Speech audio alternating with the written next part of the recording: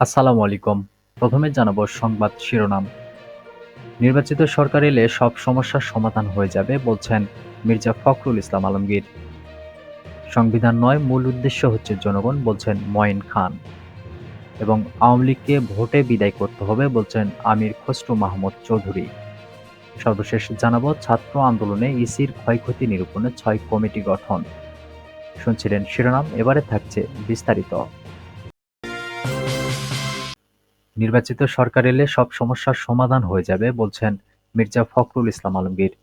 বাজার নিয়ন্ত্রণের বাইরে চলে গেছে মন্তব্য করে বিএনপির মহাসচিব মির্জা ফখরুল ইসলাম আলমগীর বলেছেন, নির্বাচিত সরকার এলে বিদ্যমান সব সমস্যার সমাধান হয়ে যাবে। লালমনিরহাটের বড়বাড়ি কলেজ মাঠে জেলা বিএনপি আয়োজিত শহীদ জিয়া স্মৃতি ফুটবল টুর্নামেন্টের উদ্বোধনী অনুষ্ঠানে প্রধান অতিথির বক্তব্যে তিনি এসব কথা বলেন। বিএনপি মহাসচিব বলেন, আগের তত্ত্বাবধায়ক সরকার আর বর্তমান সরকার এক নয়। এ সরকার এসেছে একটি সংকটময় মুহূর্তে ছাত্র জনতার আন্দোলনের মাধ্যমে।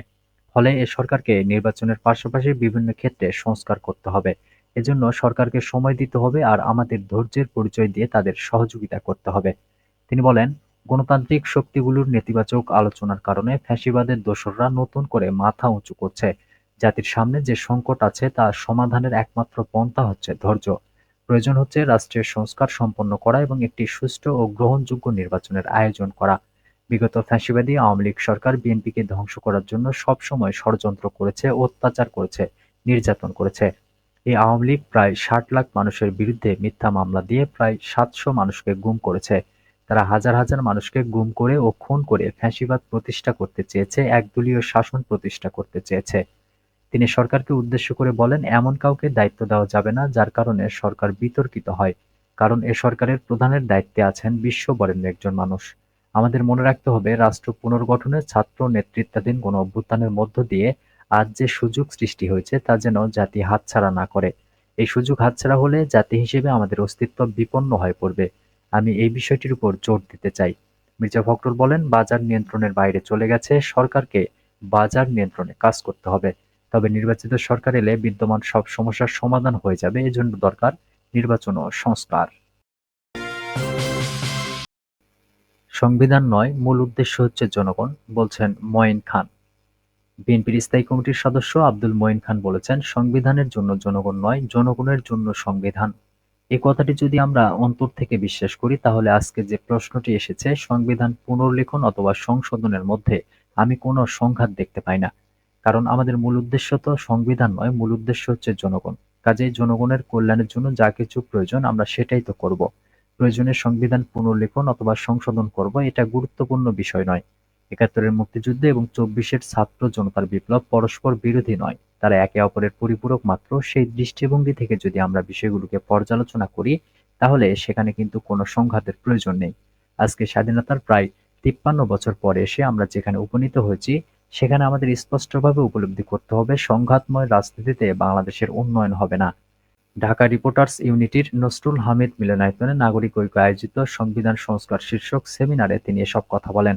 আব্দুল মঈন খান বলেন, আমাদের মূল উদ্দেশ্য হচ্ছে এমন একটি সিস্টেম তৈরি করা যে সিস্টেমের মাধ্যমে আমরা একটি রাষ্ট্র ব্যবস্থা সৃষ্টি করব, যে রাষ্ট্র ব্যবস্থা জনগণের জন্য মঙ্গলজনক হবে। আমাদের মূল উদ্দেশ্য হচ্ছে একটি কল্যাণ রাষ্ট্র সৃষ্টি করা। সেই কল্যাণ রাষ্ট্র সৃষ্টি করার জন্য যে কাজগুলো করা প্রয়োজন সেই কাজগুলো আমরা করব। সেটা যেই পদ্ধতিতেই হোক না কেন, আমি মনে করি আমাদের উদ্দেশ্য যদি সঠিক হয়, সৎ হয় এবং সত্যিকার অর্থে যদি আমরা জনগণের মঙ্গলের জন্য কাজ করতে চাই তাহলে পদ্ধতি কোনো বাধা হয়ে থাকতে পারে না। আওয়ামী লীগকে ভোটে বিদায় করতে হবে বলছেন আমির খসরু। আওয়ামী লীগকে বিদায় করতে হলে জনগণের ভোটের মাধ্যমে করতে হবে বলে মন্তব্য করেছেন বিএনপির স্থায়ী কমিটির সদস্য আমির খসরু মাহমুদ চৌধুরী। জাতীয় প্রেসক্লাবে টেক ব্যাক বাংলাদেশ নাগরিক ভাবনা শীর্ষক আলোচনা সভায় এ মন্তব্য করেন তিনি। আয়োজন করে voice of democracy and voter rights. Amir Khasru Mahmud Chowdhury বলেন, আপনি যদি আওয়ামী লীগকে ক্যান্সেল করে দিতে চান অন্য কোনোভাবে, এগুলো টিকে থাকে না। ফ্যাসিস্টকে ক্যান্সেল করবেন ভোটের মাধ্যমে চরমভাবে পরাজিত করে। অন্য কোনোভাবে ক্যান্সেল করলে কোনো সুফল বয়ে আনে না। তিনি বলেন, বিএনপির জন্য সংস্কার নতুন কিছু নয়। খালেদা জিয়া ২০১৬ সালে ভিশন ২০৩০ সংস্কার প্রস্তাব দিয়েছিল। তারেক রহমানও যুগপৎ আন্দোলনে থাকা সব দলের মতামতের ভিত্তিতে ৩১ দফা সংস্কার প্রস্তাব দিয়েছেন। শুধু সবাইকে নিয়ে নয়, বাস্তবায়নের জন্য ফ্যাসিস্টদের বিরুদ্ধে থাকা সব দলের প্রতিনিধিদের নিয়ে একটি জাতীয় সরকার গঠন করা হবে। আমির খসরু বলেন, ৩১ দফা সংস্কার বাস্তবায়ন করাতে আমরা প্রতিজ্ঞাবদ্ধ। ১৬ বছরে জ্বলে-পুড়ে খাঁটি সোনায় পরিণত হয়েছে, ত্যাগ-জুলুমের মধ্য দিয়ে বিএনপি নতুন বিএনপিতে পরিণত হয়েছে। বিএনপির নেতাকর্মীরা ত্যাগ করতে শিখেছে, রক্ত দিতে শিখেছে ও জীবন দিতে শিখেছে। আমরা গণতন্ত্র, মানবাধিকার ও ভোটাধিকার ফিরিয়ে পাওয়ার লড়াই থেমে থাকব না। তিনি আরো বলেন, অন্তর্বর্তী সরকারকে আমরা ব্যর্থ হতে দেব না। আমরা সমর্থন দিয়ে যাচ্ছি এবং যাব। সবাই মিলে শেখ হাসিনার সরকারের পতন ঘটিয়েছি। সবাই মিলে ঐক্যবদ্ধভাবে গণতন্ত্র পক্ষের কাজ করতে হবে। হাসিনা পালানোর পর দেশের মানুষের মনোজগতের পরিবর্তন হয়েছে। যে দল ও ব্যক্তি বুঝতে পারবে না, তাদের রাজনৈতিক বেশি দূর এগোতে পারবে না। তিনি জানান, বিএনপি শুধু বিপ্লব নয়, বিএনপি সংহতি। বিএনপি জাতীয় ঐক্যের মাধ্যমে বাংলাদেশের জাতীয়তাবাদের কথা বলছে। আমরা জাতীয় ঐক্যের মাধ্যমে যেটা প্রতিষ্ঠিত করব সেটাই থাকবে। তাই বিএনপি নতুন বাংলাদেশ গড়তে চায়, স্বাধীন মানবিক বাংলাদেশ গড়তে চায়। দেশকে সঠিক ট্র্যাকে ফিরিয়ে আনতে হবে। ছাত্র আন্দোলনে ইসির ক্ষয়ক্ষতি নিরূপণে ৬ কমিটি গঠন। বৈষম্যবিরোধী ছাত্র আন্দোলনের সময় বিভিন্ন অঞ্চলে নির্বাচন অফিসগুলোর কতটুকু ক্ষতি হয়েছে তা সরেজমিনে খতিয়ে দেখতে ৬টি কমিটি গঠন করেছে নির্বাচন কমিশন। ইসির সংস্থাপন শাখার উপসচিব মোহাম্মদ হেলাল উদ্দিন খানের জারি করা এক অফিস আদেশ থেকে বিষয়টি জানা গেছে।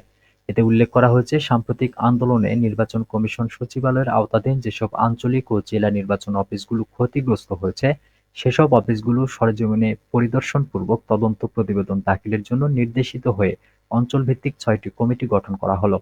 কমিটির কার্যপরিধি: ক্ষতিগ্রস্ত আঞ্চলিক ও জেলা নির্বাচন অফিসগুলোর সরেজমিনে পরিদর্শনপূর্বক তদন্ত করা, আঞ্চলিক ও জেলা নির্বাচন অফিসগুলোর মালামাল ও গাড়ির ক্ষয়ক্ষতির ছবিসহ সুস্পষ্ট তথ্য সংগ্রহ করা, প্রাসঙ্গিক অন্যান্য কার্যক্রম গ্রহণ, সরেজমিনে পরিদর্শনপূর্বক যাচাই-বাছাই ও পরীক্ষা-নিরীক্ষা করে সুস্পষ্ট মতামতসহ আগামী ১৮ নভেম্বরের মধ্যে সচিব বরাবর প্রতিবেদন দাখিল করা।